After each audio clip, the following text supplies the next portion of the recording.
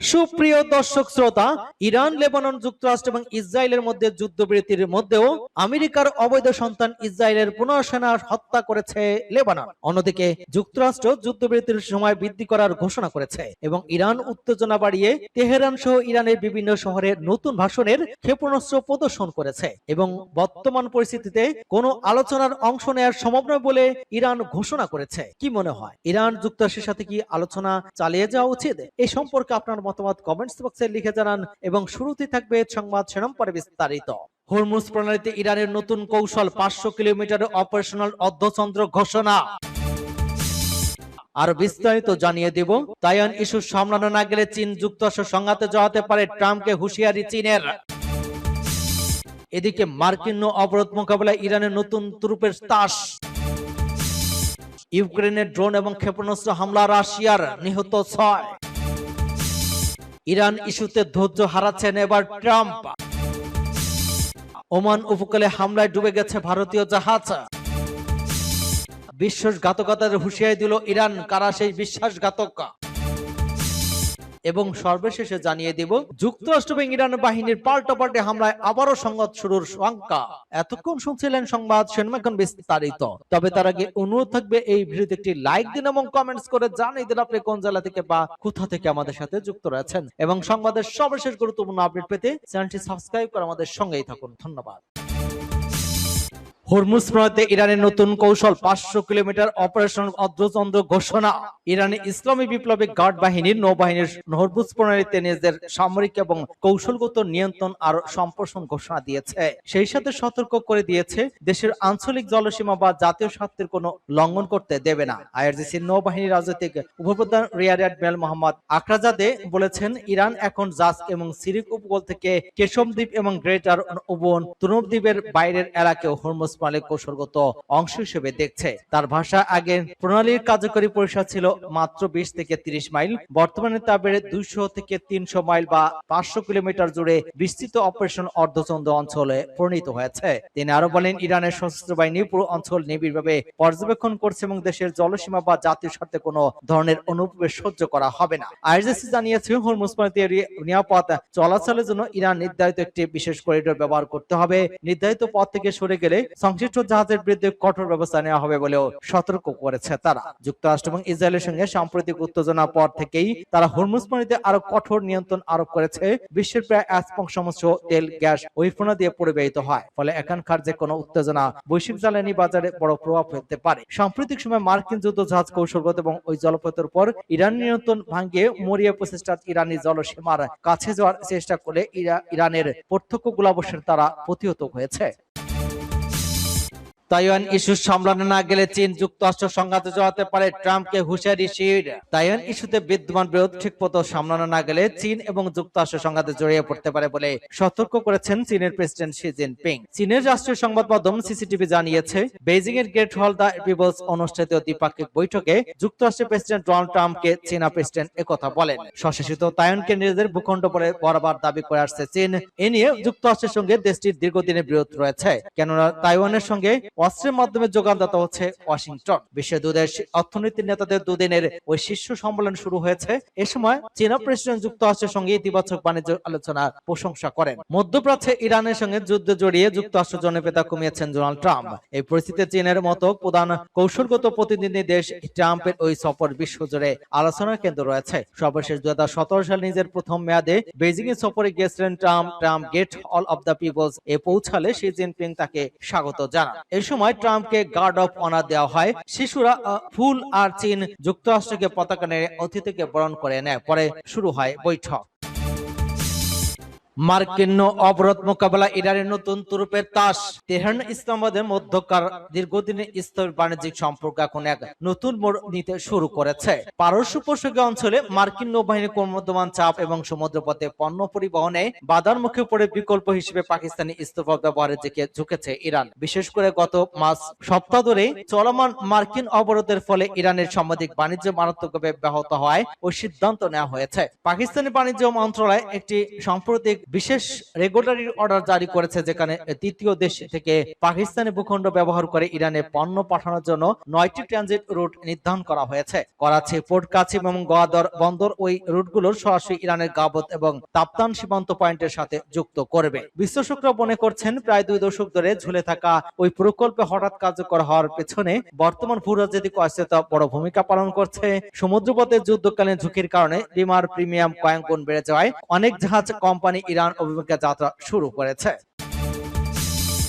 ইউক্রেনের ড্রোন এবং ক্ষেপণাস্ত্র হামলা, রাশিয়ার নিহত 6। ইউক্রেন জুড়ে রুশ ড্রোন এবং ক্ষেপণাস্ত্র হামলায় অন্তত 6 জন নিহত হয়েছেন। কিয়েভ, ওডেসা, লভিভ সহ দেশটির গুরুত্বপূর্ণ শহরগুলোর বিদ্যুৎ অবকাঠামো লক্ষ্য করে রাতভর হামলা চালানো হয়। জবাবে রাশিয়ার অভ্যন্তরীণ বড় ধরনের ড্রোন হামলা চালিয়েছে ইউক্রেন। বুধবার স্থানীয় সময় সকাল থেকে ইউক্রেনের আকাশ সীমায় তাণ্ডব লীলা চালায় রাশিয়ার ড্রোন এবং ক্ষেপণাস্ত্র। দেশটির প্রেসিডেন্ট ভলোদিমির জেলেনস্কি জানান, ওডেসা, লভিভ, কিয়েভ সহ বিভিন্ন দেশের গুরুত্বপূর্ণ শহরে ব্যাপক ড্রোন হামলা চালায় রুশ।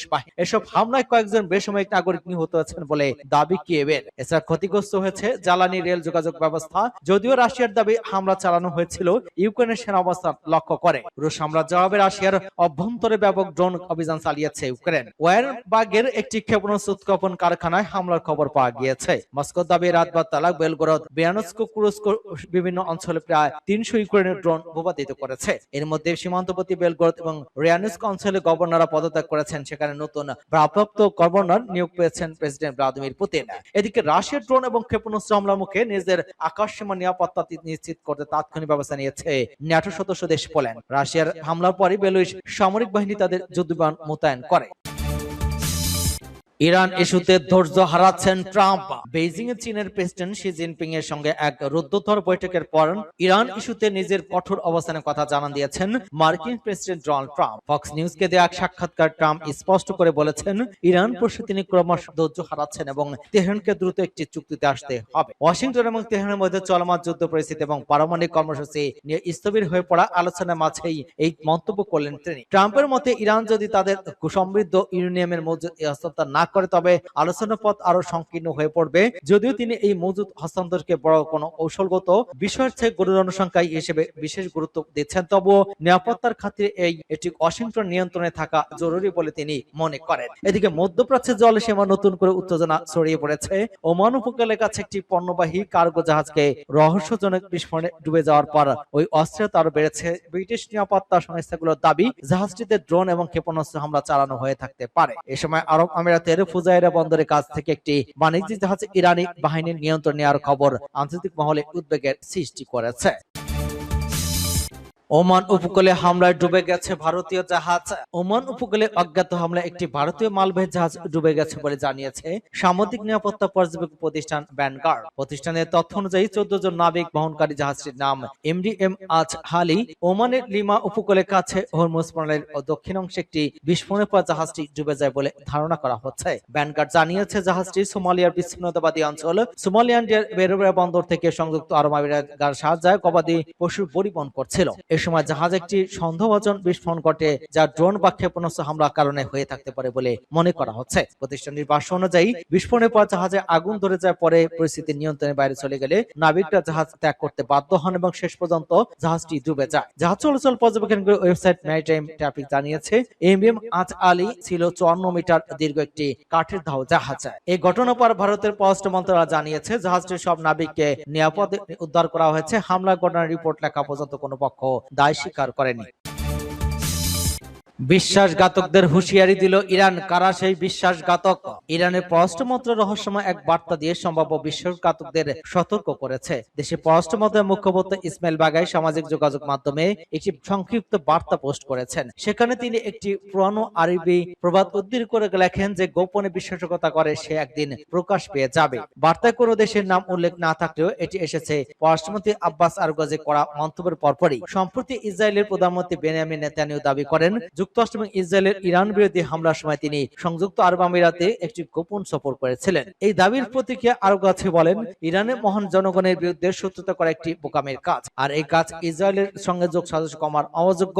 তিনি আরো সতর্ক করে বলেন, যারা ইসরায়েলের সঙ্গে মিলেমিশে বিভেদ তৈরির চেষ্টা করবে তাদের জবাবদিহিতার মুখোমুখি হতে হবে। তিনি কোন দেশের সরাসরি নাম উল্লেখ করেন। এই মন্তব্যে ধারণা করা হচ্ছে ইরান পরোক্ষভাবে সংযুক্ত আরব আমিরাতকে ইঙ্গিত করেছে। তবে আমিরাত ইতিমধ্যে নেতানিয়াহুর সফরের দাবি সম্পূর্ণ অস্বীকার করেছে। দেশটির পক্ষ থেকে জানানো হয়েছে, ইসরায়েলের সঙ্গে তাদের সম্পর্ক স্বচ্ছ এবং আব্রাহাম চুক্তির আওতায় পতিত কোনো গোপন চুক্তির ভিত্তিতে নয়। যুক্তরাষ্ট্র এবং ইরানের বাহিনীর পাল্টাপাল্টি হামলা, আবারও সংঘাত শুরুর শঙ্কা। শান্তি আলোচনা চলার মধ্যে যুক্তরাষ্ট্র এবং ইরানের বাহিনীর মধ্যে হরমুজ প্রণালীতে পাল্টাপাল্টি হামলা চালানো হয়েছে। কয়েক ঘন্টা ব্যাপী উত্তেজনাপূর্ণ সংঘর্ষের পর পরিস্থিতি আবার স্বাভাবিক হয়। এই ঘটনার পর যুক্তরাষ্ট্রের পক্ষ থেকে জানানো হয়েছে, হামলা হলেও যুদ্ধবিধি এখনো কার্যকর হয়ে রয়েছে। অন্যদিকে ইরানও বলেছে পরিস্থিতি স্থিতিশীল রয়েছে, তবে যে কোনো সময় আবারও সংঘাত শুরু হতে পারে বলে আশঙ্কা করা হচ্ছে। এদিকে যুক্তরাষ্ট্র দেওয়ার সর্বশেষ শান্তি প্রস্তাবের বিষয়ে ইরান জানিয়েছে তারা এখনো প্রস্তাবটি পর্যালোচনা করে দেখছে। চূড়ান্ত সিদ্ধান্ত পৌঁছানোর পর তেহরান আনুষ্ঠানিকভাবে জবাব দেবে। মার্কিন পররাষ্ট্রমন্ত্রী মার্কো রুবিও বলেছেন, তারা শুক্রবারের মধ্যে ইরানের জবাব পর আশা করছেন সেই জবাবের পরবর্তীতে কূটনৈতিক পদক্ষেপ নেওয়া হবে। এই নাজুক পরিস্থিতির মধ্যে সৌদি আরব এবং কুয়েত হরমুজ প্রণালীতে যুক্তরাষ্ট্র প্রজেক্ট ফ্রিডমে যুক্ত হওয়ার কথা জানিয়েছে। এর অর্থ হলো এই অভিযান পরিচালনার জন্য দেশ দুটি যুক্তরাষ্ট্রকে তাদের আকাশ সীমা এবং সামরিক ঘাঁটি ব্যবহারের অনুমতি দিতে রাজি হয়েছে। ইরানের সামরিক বাহিনী দাবি করেছে, যুক্তরাষ্ট্র তাদের একটি তেলবাহী ট্যাঙ্কার এবং একটি বাণিজ্যিক জাহাজে হামলা চালিয়েছে। পাশাপাশি ইরানের দ্বীপ অঞ্চল এবং উপকূলীয় এলাকাতে বিমান হামলা হয়েছে। ইরানের খাতাম আল আলামিনিয়া কেন্দ্রীয় সামরিক সদর দপ্তরে এক মুখপাত্র বলেছেন, যুক্তরাষ্ট্র তাদের কেশব দ্বীপ, বন্দর খামির এবং সিরিক এলাকা বেসামরিক লক্ষ্যবস্তুতে হামলা চালিয়েছে। জবাবে ইরান হরমুজ প্রণালীর দেশ অঞ্চল এবং চাবাহার বন্দরের দক্ষিণে অবস্থিত মার্কিন যুদ্ধজাহাজ লক্ষ্য করে হামলা চালায়। তাদের তথ্য অনুযায়ী ওই পাল্টা হামলায় মার্কিন বাহিনীর উল্লেখযোগ্য ক্ষয়ক্ষতি হয়েছে।